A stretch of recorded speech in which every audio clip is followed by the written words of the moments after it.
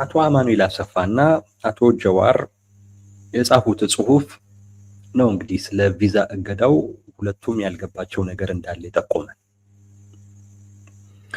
አቶ አማኑኤል አሰፋ የሚገርም እኮ አቶ አማኑኤል አሰፋ የሚለው ቪዛ የማያስፈልጋቸው ተፈናቃዮች አሉ፣ የነሱ ጉዳይ አይደለም ወይ ትኩረት ሊወስድ የሚገባው የነበረው የሚል አይነት መልእክት ነው ባጭሩ ያስተላለፈው እሱ ነው። አጭር መልእክት ነው ያስተላለፈው። አልገባውም አቶ አማኑኤል አሰፋ እንዴት እንደተረዱ አላውቅም። የቪዛ እገዳው እንዴት እንደተረዱ አላውቅም። አልገባውም ወይም ደግሞ ሆን ብሎ ለፖለቲካ ፍጆታ እየተጠቀመበት ነው። ግን አንድ ሁለት ነገሮችን ያሳያል። ሶስት ነገሮችን ሁለት ነገሮችን ያሳያል። እነዛን ሁለት ነገሮች ከግምት አስገብቶ ነው ወደ ሶስተኛው ይሄደው። አንደኛው ይሄ የቪዛ እገዳው በጣም ነክቷቸዋል።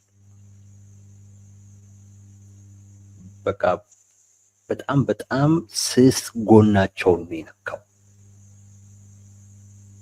በጣም አስደንግጧቸዋል። አልጠበቁትም።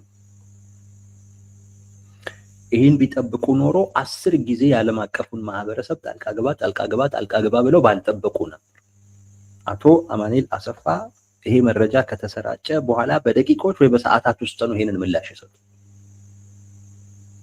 ፍጥነቱ በራሱ ይሄ ጉዳይ እንዳስደነገጣቸው ማሳያ ነው። በጣም አስደንግጧቸዋል። ቲፒኤልኤፍ ቤት ውስጥ መታመሳል። ህዝቡን አተናል። ሰራዊቱ ሞራል የለውም። የዓለም አቀፉ ማህበረሰብን የሚመራው አካል ከጎናችን አይደለም። ይሄንን ሁሉ እያየንን እንግዲህ ወደ ጦርነት እንግባ የምንለው እንዴት ነው የሚል በጣም ተገቢ የሆነ ጥያቄ የተነሳ አስደንግጧል። አቶ አማኑኤል አሰፋ በፍጥነት ወጥቶ ምላሽ የሰጠበት አንዱ ምክንያት ከዛ ጋር የተያያዘ ነው። ቲፒኤልኤፍ እስካሁን ድረስ ዝም ብሏል። እንዴት መመለስ እንዳለባቸው ግራ ስለገባቸው ነው፣ ወይንም ደግሞ ተደናግጠዋል የሚባለው አይነት ነገር ትርጉም እንዳያገኝ ነው። አንዳንድ ጊዜ ቶሎ ሪአክት ማድረግ ያ ነገር ስስ ጎንህን እንደነካው ማሳያ ነው። የአማኑኤል አሰፋ ጽሁፍ የቲፒኤልኤፍ ስስ ጎኑ ስለመነካቱ፣ ስለመደናገጡ፣ ስለመረበሹ ማሳያ ነው። አንድ ሁለት ከአሜሪካ ጋር ያላቸው ግንኙነት በቃ እንደተበላሸ ያረጋገጠ ጽሁፍ ነው። ያን እንዳመኑ ከአሜሪካ ጋር ያለን ግንኙነት ተበላሽቷል የሚል እምነት እንዳዳበሩ ማሳያ ነው የአማኑኤል አሰፋ ጽሁፍ። የራሳቸውን ኮዝ ለማስረዳት አይደለም አቶ አማኑኤል አሰፋ የደፈረው፣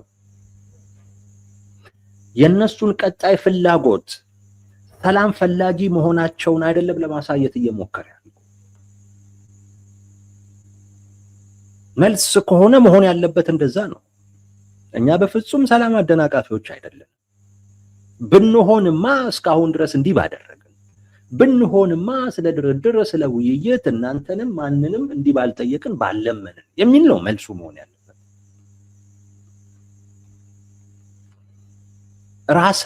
ራሱን አይደለም እየተከላከለ ያለው አማኑኤል አሰፋ። የአማኑኤል አሰፋ ምላሽ አዎ በቃ ነኝ እኔ ሰላም አደናቃፊ ነኝ አይነት ነገር። ይሄን ያላሉበት ዋነኛው ምክንያት ግንኙነቱ ስለተበላሸ፣ ይሄንን ማለት ትርጉም እንደሌለው ስለተረዱት፣ ይሄን በማለት አሜሪካንን ማለዘብ እንደማይችሉ ስለተረዱት፣ ይሄን በማለት ተበላሽቷል ያሉትን ግንኙነት እንደዛ ብለው ያመኑትን ግንኙነት መጠገንና ማሻሻል እንደማይችሉ ስላወቁ ትንሽ ተስፋ እንኳን ቢኖር እድል እንኳን ቢኖር ማስተካከል እንችላለን፣ መሻሻል ይችላል አሜሪካንን አሁንም ቢቻል ከጎናችን ባይቻል ደግሞ ከሁለታችንም ገለልተኛ ሆና እንድትቆም ማድረግ እንችላለን ብለው ቢያምኑ የራሳቸውን ኮዝ ነበር ለማስረዳት የሚሞክሩት፣ ንጽህናቸውን ነበር ለማሳየት የሚሞክሩት፣ ክሱ እንደማይመለከታቸው በተሳሳተ አይነት መረዳት የአሜሪካ መንግስት እንደወሰነ እሱ ነበር ምላሽ ሊሆን የሚችለው። ግንኙነታቸው የተበላሸ ስለመሆኑ ማመናቸውን ያሳያል። 2 ከዚህ በመነሳት አቶ አማኑኤል አሰፋ ማድረግ የፈለገው ምንድነው? ጉዳዩን ከፖለቲካ አንስቶ ሰብአዊ ለማድረግ ፈለገ። ከተፈናቃዮች ጋር ያያዘው የተፈናቃዮች ጉዳይ አይደለም ወይ ትኩረት ማግኘት የነበረበት? ያ ማለት አሜሪካ እኛ ላይ ከምታተኩር ይልቅ ይሄ የሰብአዊነት ጉዳይ ላይ ማተኮር አልነበረባትም ወይ ያለ አማኑኤል አሰፋ። አልገባውም የምለው ለዛ ነው። አሁን እሱ በተፈናቃዮቹ እየነገደ ነው። አሁን በተፈናቃዮቹ ሽፋን ነው እንግዲህ ራሱን ወይም ፖለቲካውን ለመስራት እየሞከረ ያለው። እንግዲህ በዚህ ውስጥ አሜሪካ ስለ ሰብአዊነት ጉዳይ ሰጣትም አይነት ነገር ነው እንግዲህ እየተባለ ያለው። እንዴት የነዚህ የተፈናቃዮች ጉዳይ ትኩረት ሳይሰጠው እንዴት የቪዛ እገዳ ምናምን ነገር እኮ ቪዛ ማያስፈልጋቸው ተፈናቃዮች እንዴት ለነሱ ትኩረት አልተሰጠም ነው እያለ ያለው። እሱ የበለጠ ሰብአዊ ተቆርቋሪ መሆኑ ነው አቶ አማኑኤል አሰፋ። የአሜሪካ ውሳኔ ከተፈናቃዮቹ ጉዳይ ጋር በደንብ የሚሄድ ነው። አልገባውም አማኑኤል አሰፋ። አውቆም አይመስለኝም፣ አልገባውም። እንዲህ አይነትም ነገርም አይገባቸውም። እውነቴን ነው የምላችሁ፣ አይገባቸውም እንዲህ አይነት ነገር። የአሜሪካ መንግስት ውሳኔ ከተፈናቃዮቹ ጉዳይ ጋር የተያያዘ ነው። የአሜሪካ መንግስት የቪዛ እገዳ የጣለችው ለተፈናቃዮቹ ሲባል ነው። አንደኛ እነዚህ ተፈናቃዮች ወደ ቀያቸው እንዲመለሱ ነው። ሁለተኛ ተጨማሪ ተፈናቃይ እንዳይፈጠር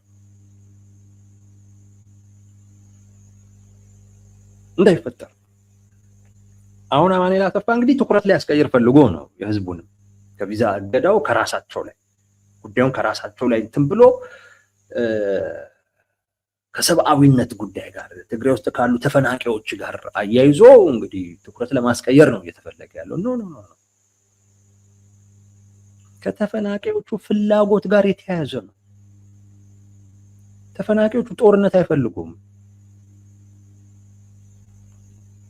ጦርነት የሚፈልግ ተፈናቃይ እኮ ልመለስ ብሎ አይጠይቅም። በመሰረቱ ወዴት ነው የሚመለሰው? ወደ ጦርነት ቀጠና እንደገና መልሱኝ ይላል እንዴ? ተፈናቃዮቹ እኮ መልሱኝ ብለው መጠየቃቸው በራሱ ጦርነት አለመፈለጋቸውን እኮ ማሳያ ነው።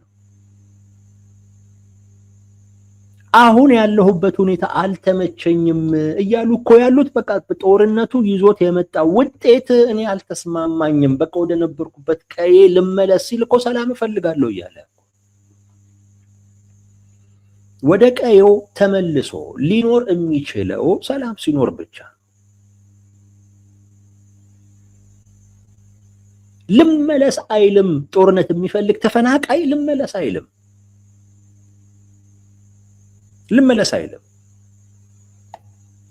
የአሜሪካ መንግስት ይሄን ድምጽ ነው የሰማው እና ይሄንን ድምጽ ሊያፍን የፈለገውን ልመለስ እያለ ያለውን ተፈናቃይ አግቶ የያዘውንና ለፖለቲካው ዓላማ የሚጠቀምበትን አማኑኤል አሰፋን ቪዛ ከለከለው። የሆነው እኮ እንዲለቅ ልቀቃቸው ነው እየተባልክ ያለው። ቪዛ ያስፈልጋቸው ማለት ታዲያ ለምን አትለቃቸው? ማን ከለከለ? ለምን አትለቅም? ራሱ በአንደበቱ እኮ ነው እነሱ እንሂድ፣ እዚህ ያለንበት ሁኔታ ከምንሄድበት አንፃር ሲታይ የባሰ ነው፣ እኛ ግን ያዝናቸዋለን እና ልቀቃቸው ነው የአሜሪካ መንግስት እያለ ያለው። የጉዞ እገዳ እኮ የተጣለበት በዚህ ምክንያት እኮ ነው። ሰላም አደናቃፊ ነህ እኮ እየተባልክ እኮ ያለው ተፈናቃዮቹን በመያዝ። አሁን ገልብጠ መጥተህ አንተ የተፈናቃዮቹ ተቆርቋሪ ለመሆን ትሞክራለህ። በየት በኩል ተፈናቃዮቹን ይዘህ አግተህ አሁን በሚመጣው ክረምት ድንኳን ውስጥ እንዲኖሩ እያደረክ ያለው አንተ ነህ። የአሜሪካ መንግስት ያለክ እኮ እሱ አንተ ነህ። ለተፈናቃዮቹ በድንኳን ውስጥ ለመኖር ተጠያቂው አንተ ነህ እያለ እኮ ነው አማኑኤል አሰፋ። አልገባህም? አልገባህም? ግን የአሜሪካ መንግስት እያለክ ያለው ያንን ነው። አንተ ነህ ተጠያቂው፣ ልቀቅ እያለ። ስለዚህ ለምን አትለቅም? ለምን ትይዛቸዋለህ? አሁንም እንደገና በተፈናቃይ ስም ደግሞ ለመነገድ ትሞክራለህ።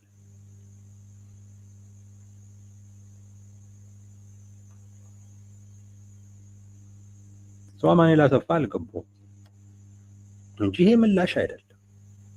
እንደው እንደ ምላሽ ከተወሰደም እንዳልኳችሁ መደናገጡን የሚያሳይ ነው። አንድ ሁለተኛ ጉዳይ ከአሜሪካ ጋር ያለው ግንኙነት መበላሸቱን ያመነ አይነት ሰው የሚሰጠው አይነት ምላሽ ነው። ተፈናቃዮቹ ለጦርነት ምክንያት እየተጠቀምክባቸው ነው፣ ሰላም ለማደፍረስ እየተጠቀምክባቸው ነው ያለ የአሜሪካ መንግስት ያለክ ያንን እና ተጠያቂው አንተ ነህ። ግዛቸው ነው፣ ልቀቃቸው፣ ይመለሱ እና እነሱ እንዲመለሱ ሲል የወጣ ትዕዛዝ ነው፣ የወጣ እገዳ ነው፣ የተጣለ እገዳ ነው። አማኑኤል አሰፋ ይሄ ገባዋል መሰለኝ። አውቆም ሊሆን ይችላል፣ ግን አውቆ የመሆን እድሉ በጣም አነስተኛ ነው። ምክንያቱም አይገባቸውም። እውነቴን ነው የምላቸው፣ ስለማይገባቸው ነው። እናውቃቸዋለን። ሌላኛው ያልገባው ጀዋር መሐመድ ነው። በጣም የሚገርም ምላሽ ነው የጀዋር መሐመድ። ምክንያታዊ ነው ኦፍ ኮርስ፣ ግን በጣም ገርሞኛል። እንዴት እንዳልተረዳው ገርሞኛል። ጀዋር አንደኛ ሚዛናዊነት ይጎድለዋል ይላል። የአሜሪካ የቪዛ እገዳው ሚዛናዊነት ይጎድለዋል ማለት የብልጽግና አካላትም እንዲሁ ለጦርነት እየተዘጋጁ በሆኑበት አይነት ሁኔታ አንዱን ወገን ብቻ ለይቶ የቲፒኤልኤፍን ሰዎች ብቻ ለይቶ እነሱ ላይ የተላለፈ ትዕዛዝ ነው። ሰው ሚዛናዊነት ይጎድለዋል ይላል።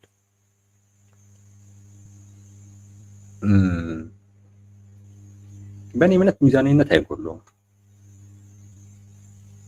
ሚዛናዊነት የሚጎድለው ነገር የለም። ጀዋር ምን ሊል ፈልጎ ነው?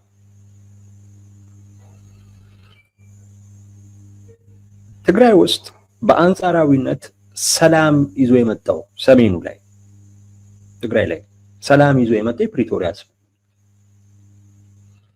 የፕሪቶሪያ ስምምነትን በሚመለከት እንዴት ነው ሚዛናዊ የምትሆነው ነው? እንዴት ነው ሚዛናዊ የምትሆነው?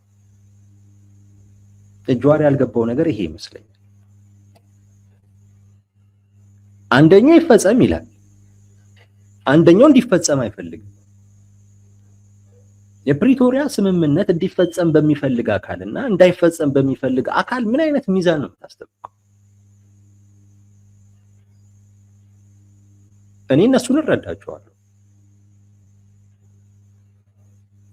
የፕሪቶሪያ ስምምነት እንዳይፈጸም እንቅፋት የሆነው አንዱ ጉዳይ ወይ መሰናክል የሆነው አንዱ ጉዳይ የምዕራብ ትግራይ ወይም የወልቃይት ጉዳይ።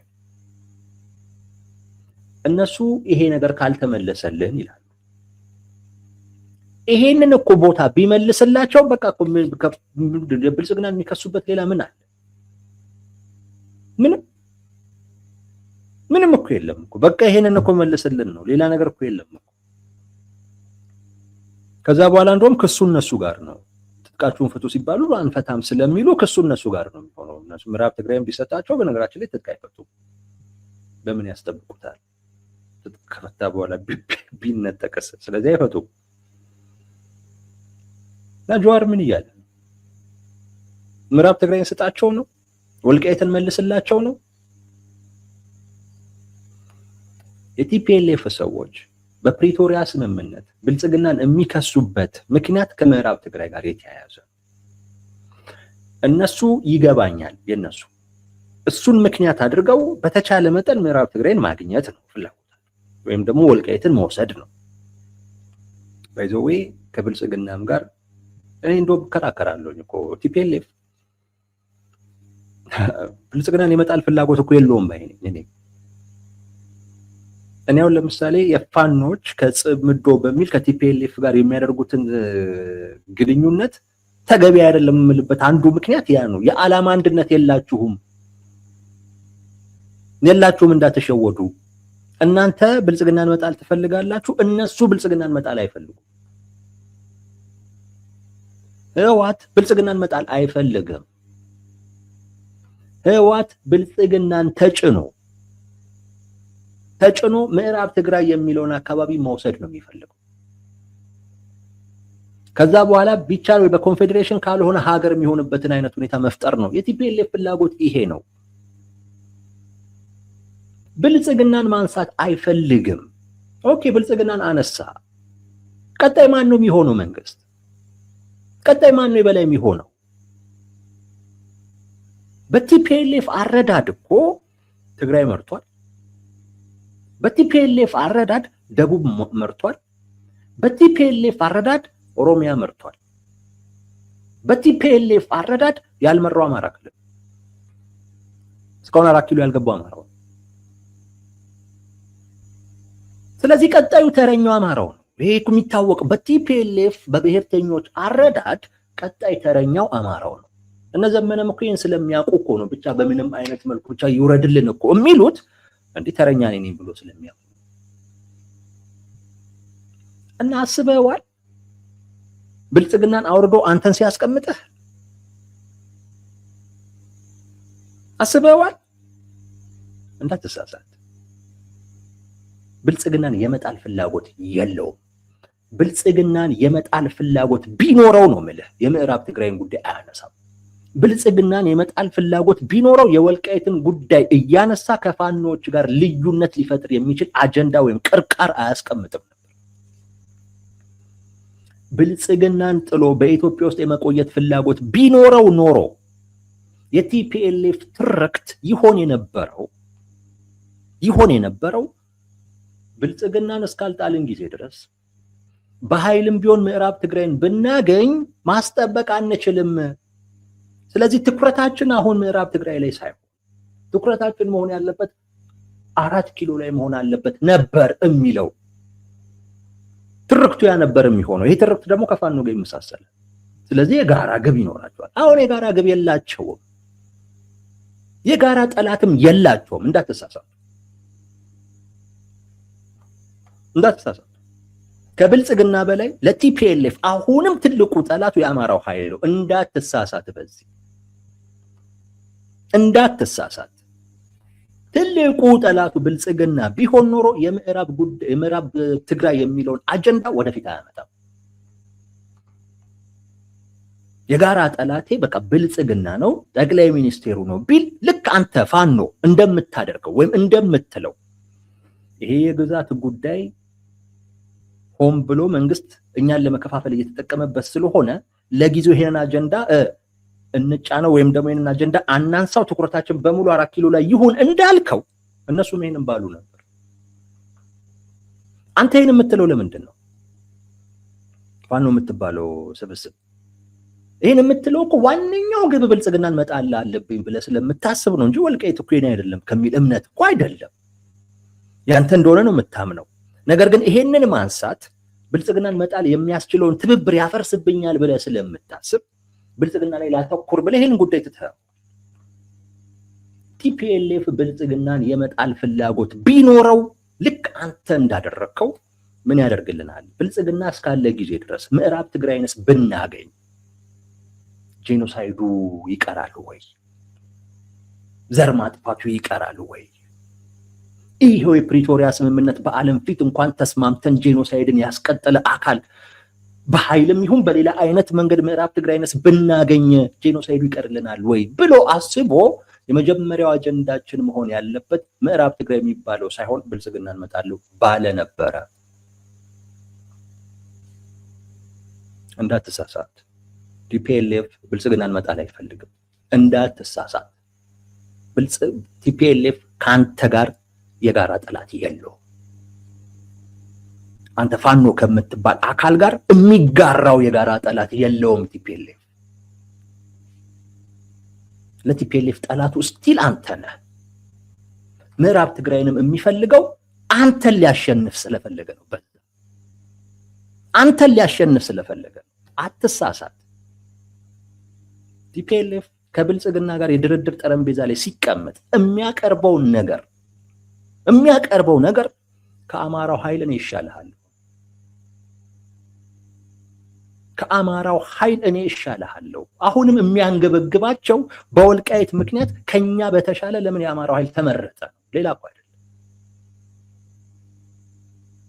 ሌላ እኮ አይደለም። እንዳትሳሳት፣ ብልጽግናን ይጥላል ብለህ እንዳትጃጃል። አንተን ነው የሚጥሉ ከገባህ። ለምንድን ነው ያነሳነው? በደንብ ስለሄድንበት መነሻውን ረሳሁት። ኦኬ፣ ሚዛናዊነት ይጎለዋል የሚለው የጀዋር መሐመድ ሚዛናዊነት ይጎለዋል አለ። ሚዛናዊነት የሚጎለው በምንድን? ፕሪቶሪያ ስምምነትን በሚመለከት በብልጽግናና በህወሓት መካከል ምን አይነት ሚዛን ነው የምታስቀምጠው? እስቲ ንገረኝ።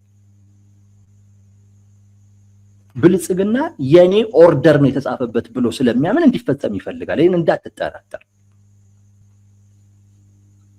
ቲፒኤልኤፍ የተሸነፍኩበት ሽንፈቴ የተረጋገጠበት ሰነድ ነው ብሎ ስለሚያምን እንዲደናቀፍ ይፈልጋል። እዚህ ላይ ምን አይነት ሚዛን ነው የምታስጠብቀው? እንዴት ነው እዚህ ላይ ሚዛን የምታስጠብቀው? ወይስ ምን እያልክ ነው? ምዕራብ ትግራይን ወይም ወልቃይትን ይስጣቸው? ቢሰጣቸው እኮ በቃ ችግር እኮ የለም። ለጊዜው በቃ ይሄ ያውን የሚባለው ምናምን ነገር እኮ ይቆማል እኮ ለጊዜው። የሚጣሉበት የሚናቆሩበት ሌላ ምክንያት ይሆናል። አብዛኛው በፕሪቶሪያ ስምምነት አፈጻጸም ራሱ ብልጽግና ችግር አለበት የሚል አካል ነው የምላችሁ። እንዳትሳሳቱ። ወልቃይት ይሰጥ እያለ እኔ ተጋሮዎች ቢሉት ችግር የለብኝም የኛ ነው ብሎ ስለሚያምኑ በሆነም አይነት መንገድ ማግኘት እንዳለባቸው ቢያስቡ ችግር የለውም። እንደው ቢያጭበረብሩም በዚህ ጉዳይ ላይ ችግር የለውም። አሁን የፕሪቶሪያ ስምምነት እንዲህ ነው የሚለው እያሉ ሲያጭበረብሩ ያለው ችግር የለውም ከፍላጎታቸው። ሌላው ግን የማይመለከተው አካል ግን እውነታውን ክዶ ወልቃይት ለትግራይ ይሰጥ ባይ ነው። በግልጽ አይናገሩትም። ጀዋርም በግልጽ አልተናገረውም እንጂ ሚዛናዊነት ይጎለዋል። ምንድነው ሚዛናዊነት የሚጎለው? የፕሪቶሪያ ስምምነት እንዲፈርስ ከቲፒኤልኤፍ ውጭ ማን ነው ትብብር ያደረገው? ማን ነው አስተዋጽኦ ያደረገው? ምን ይደረግ እያልከ ነው? ምን ይደረግላቸው እያልከ ነው? ግልጽ ነው። ከአማራው ላይ ነጥቃችሁ ስጡ ነው እያልክ ያለው። አማራው በወረራ ነው ያዘው፣ በኃይል ነው ያዘው፣ ነጥቃችሁ ስጥ ነው እያልክ ያለው። ሌላ እኮ አይደለም። በፕሪቶሪያ ስምምነት የብልጽግና ትልቁ ችግር ከአማራው ኃይል ላይ ነጥቆ አለመስጠቱ ነው። እውነቱን እንነጋገር ከተባለ ቲፒኤልኤፎች የሚሉት እሱን ነው። ነጥቆ አልሰጠንም ነው የሚሉት እኮ። ያንን እኮ ነጥቆ አልሰጠንም ነው እነሱ። ጀዋርም እያለ ያለው ይሄንን ነጥቀ ስጥ ነው እያለ ያለው። ሚዛናዊነት ይጎለዋል ያለው ያንን ነው። ግን ምንም ይጎለው የአሜሪካ ውሳኔ ሚዛናዊነት አይጎለው። የፕሪቶሪያ ስምምነት እንዲፈርስ 100% ማለት ይቻላል። በዛ ድፍረት ልክ ተጠያቂው ዶክተር ደብረጽዮን ናቸው፣ ሌላ አይደለም። 100% ነው ማለት።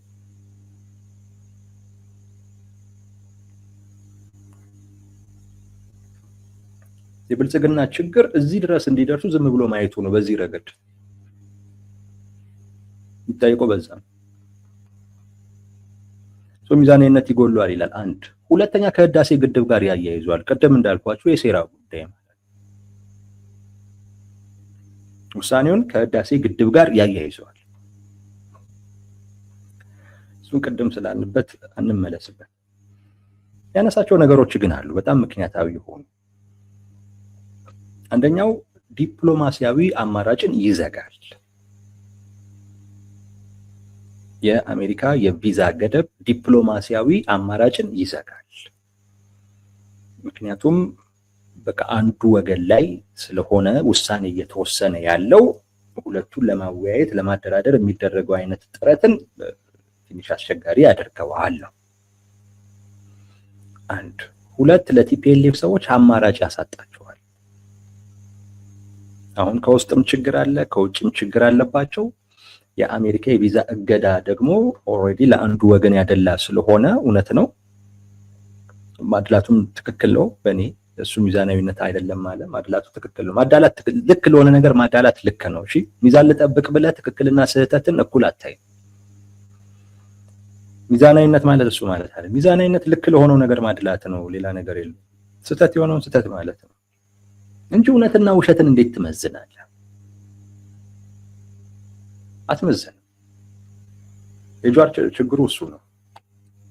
እና አማራጭ ያሳጣቸዋል። በቃ ኦሬዲ በሆነ ዓለም አቀፉ ማህበረሰብም ወገንተኝነት ከያዘ እኛ ላይ ከሆነ እየፈረደ ያለው በቃ ያለን ብቸኛ እኮ አማራጭ ወይ እጅ መስጠት ነው ወይንም ደግሞ መዋጋት ነው ወደሚል ይሄዳሉ። እነዚህ አካላት ደግሞ ከትግራይ ውጪም የመንቀሳቀስ ስለማይችሉ ወደ ጦርነት የመሄድ እድላቸው ሰፊ ይሆናል። ስለዚህ የአሜሪካ የቪዛ ገደብ ሰላምን ይዞ አይመጣም፣ እንደውም ወደ ጦርነት የመሄድ እድሉን ያሰፋዋል የሚል ነገር ነው ጀዋር የሚያነሳው። ምንም ጥያቄ የለኝም። አማራጭ አሳጥቷቸዋል ቲፒኤልኤፎች። እሱ እንዳለው ወይ ወደ ኋላ መመለስ ነው አሊያም ወደፊት መሄድ ነው። ወደ ኋላ መመለስ ማለት እጅ ከመስጠት የተለየ ትርጉም የለውም። እውነቱን ነው። አማራጭ የሚያሳጣ ነው። አሁን ጀዋር ያልገባው አንዱ ነገር ምንድነው ነው ወሳኙ ነገር የአሜሪካ ዓላማ እሱስ ቢሆን እሱስ አይደለም ወይ? ጀዋር ያልተረዳው እሱን ነው። የአሜሪካ ፍላጎት ሁለቱን እኮ ማወያየት ምናምን እኮ አይደለም። የአሜሪካ ፍላጎት እኮ አዲስ ድርድር ውስጥ እንዲገቡ ማድረግ እኮ አይደለም። የአሜሪካ ፍላጎትማ እነዚህ አካላት አማራጭ እንዲያጡ እኮ ነው እየተፈለገ ያለው እና ወደኋላ እንዲመለሱ።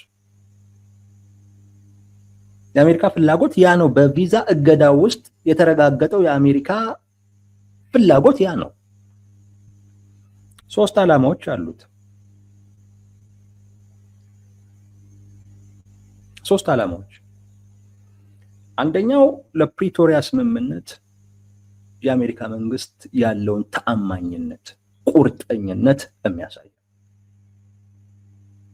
በቃ የፕሪቶሪያ ስምምነት ሰላምን ያመጣ ነው እዛ አካባቢ ላይ። የፕሪቶሪያ ስምምነት መፍረስ ማለት ለሀገሪቱም ለቀጠናውም የሰላም ችግርን ይዞ ይመጣል።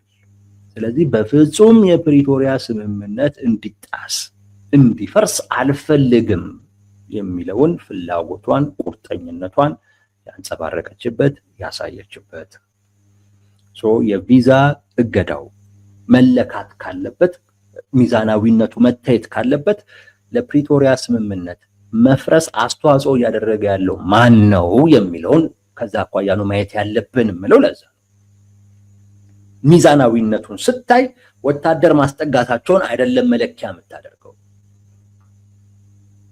ሚዛናዊነቱን የውሳኔውን ሚዛናዊነት ስታይ ፕሪቶሪያ ስምምነትን ነው መሰረት የምታደርገው። ማን ነው ለፕሪቶሪያ ስምምነት መጣስ እና መፍረስ አስተዋጽኦ እያደረገ ያለው ካልክ 100% ነው እምልህ። ይሄን በድፍረት ነው ከድሮም ጀምሮ የምናገረው። እነ ጌታቸው እነ ዶክተር ደብረጽዮን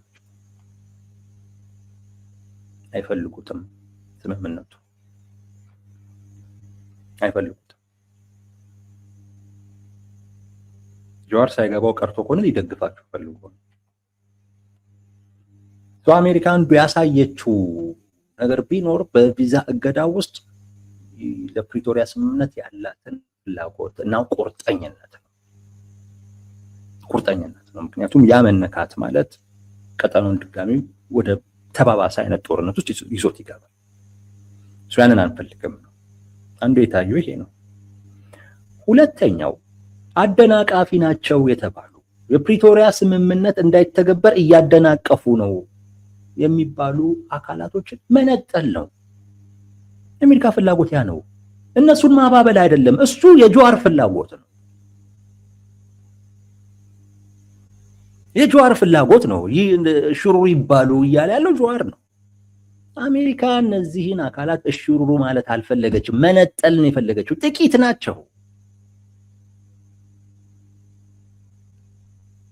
ለነዚህ ጥቂት ሰዎች ፍላጎት ሲባል ሲበጠበጥ እኮ ዝም ተብሎ እኮ አይታይም። ጥቂት ናቸው። በቃ በትዕቢት ያበጡ ማለት ነው። መተንፈስ ነው ያለባቸው እነዚህ ሰዎች። እነዚህን ሰዎች መነጠል ነው የፈለገችው አሜሪካ ከሁሉ ውስጥ ካሉ ታጣቂዎችም ውጪ ካሉ የፖለቲካ ኃይሎችም። ከነዚህ አካላት ጋር አብሮ መስራት ከኔ ጋር መጋጨት ነው የሚል መልእክት ነው ያስተላለፈው።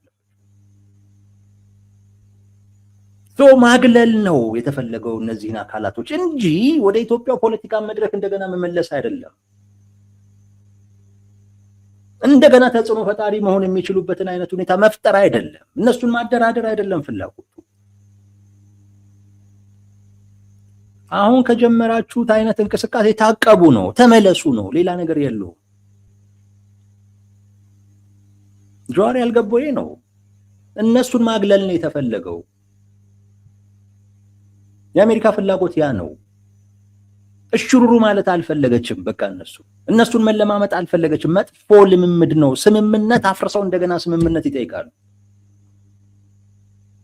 ጥቂት ሰዎች የቀጠናውን ጉዳይ በሚመለከት ጉዳይ ላይ ወሳኝ ካልሆነን እያሉ ይሄ መጥፎ ልምምድ ነው። ይሄ ጥጋብን አያስተነፍስም። ይሄ ትዕቢትን አያስተነፍስም። እንደውም የበለጠ በትዕቢት ይወጥራል። እነዚህን አካላቶች ይወያዩ፣ ይደራደሩ ማለት በትዕቢታቸው ይቀጥሉ እንደማለት ነው። በጥጋባቸው ይቀጥሉ እንደማለት ነው።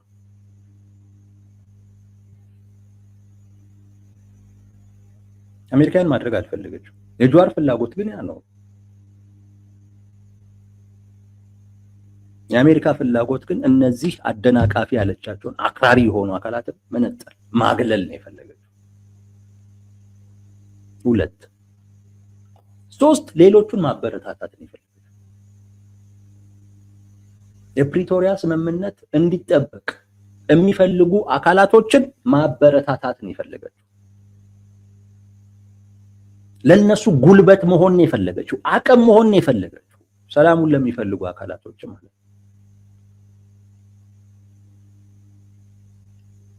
ለነሱ አቅም በመሆን እነዛን በማግለል አቅም ያላቸው አካላቶች ወደፊት እንዲመጡ ነው እየተፈለገ ያለው።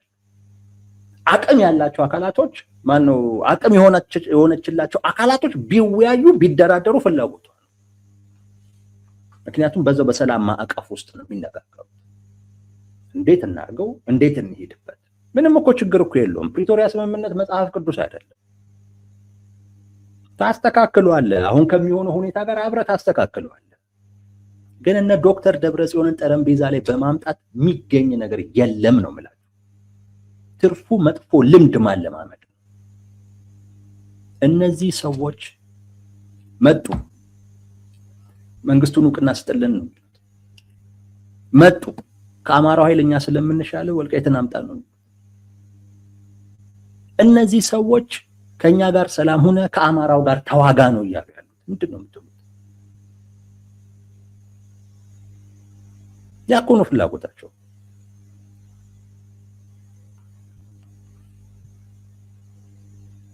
ወልቃይት እኮ የሚሉት ሌላም እኮ አይደለም። የአማራው ኃይል አሸነፈን ነው እዛ ቦታ ላይ በሱ እጅ ውስጥ መሆኑ ያ ኃይል እኛን አሸንፎናል ነው። በቃ እነዚህ ጥቂት ሰዎች እንደዚህ ነው የሚያስቡት። ጸባቸው ከአማራው ጋር ነው ከብልጽግና ጋር ነው ብለህ የምታስብ እንደዛ የምትጃጃል ተጃጃልን፣ አይመለከተኝም። እነዚህን ሰዎች ወደ ጠረጴዛ በማምጣት እነ ዶክተር ደብረጽዮንን እውነቴን ነው የምልህ ሰላም አታመጣም። ምክንያቱም የእነዚህ ሰዎች ፍላጎት አያልቅም።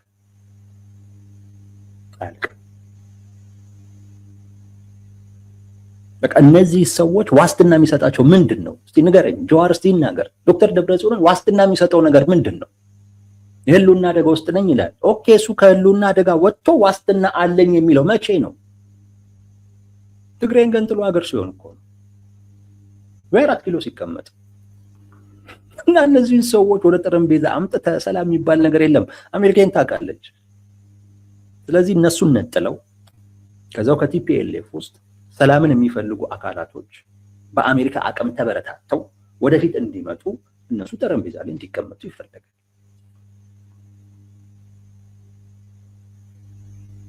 እነዚህን አክራሪዎቹን ግን ካላገለልክ በስተቀር የአሜሪካ ፍላጎት ያ ነው፣ አክራሪዎቹን ማግለል። ከዛ በኋላ እነዚህ ለዘብተኛ ናቸው የሚባሉትን ደግሞ እነሱን ወደፊት እንዲመጡ ማድረግ። አላማው ይሄ ነው። አልገባውም ጀዋር። እነ ዶክተር ደብረጽዮን ተሸናፊ ማድረግ እኮ ነው አላማው። የአሜሪካ የቪዛ ገደብ ዶክተር ደብረጽዮን ተሸናፊ የማድረግ እኮ አላማ እኮ ያለው። እኩል ለማድረግ ፍላጎት ያለ መሰለን? ለማወያየት ለማደራደር መሰለን? አይደለም። እነሱን ተሸናፊ ማድረግ ነው ፍላጎቱ። በቃ ከእነዚህ አካላት አይጠቅሙም ለሰላም ተብሎ የተወሰነባቸው ሰዎች ናቸው፣ ጥቂት ናቸው።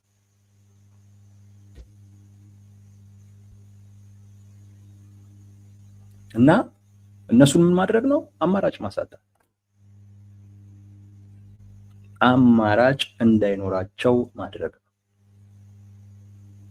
አሁን አማራጭ በሌለበት አይነት ሁኔታ ህዝቡም እምቢ እያለ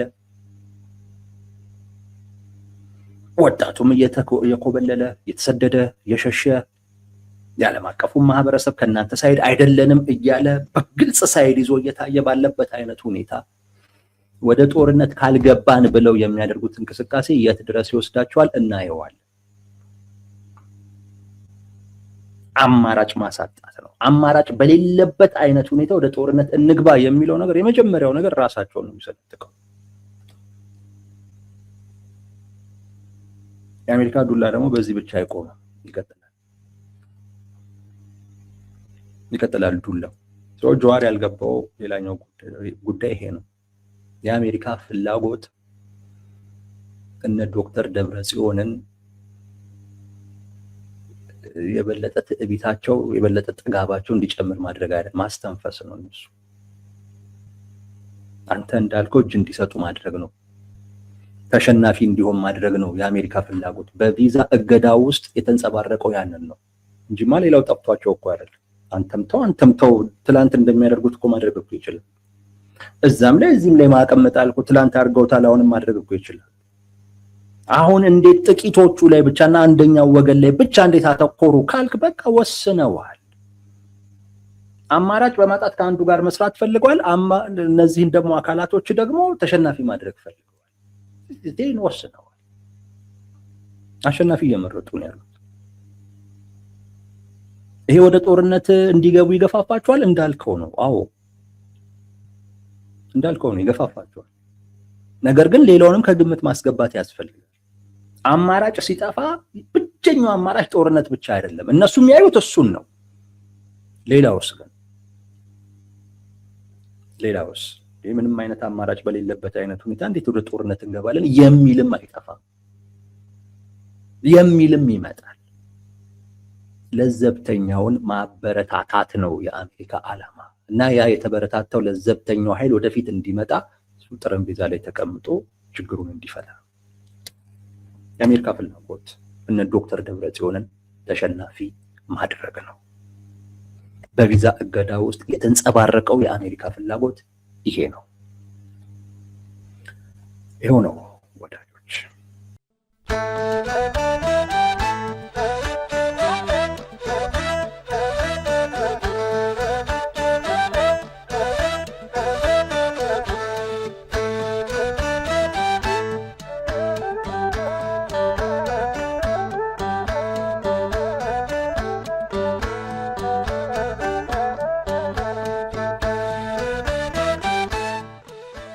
Dios será.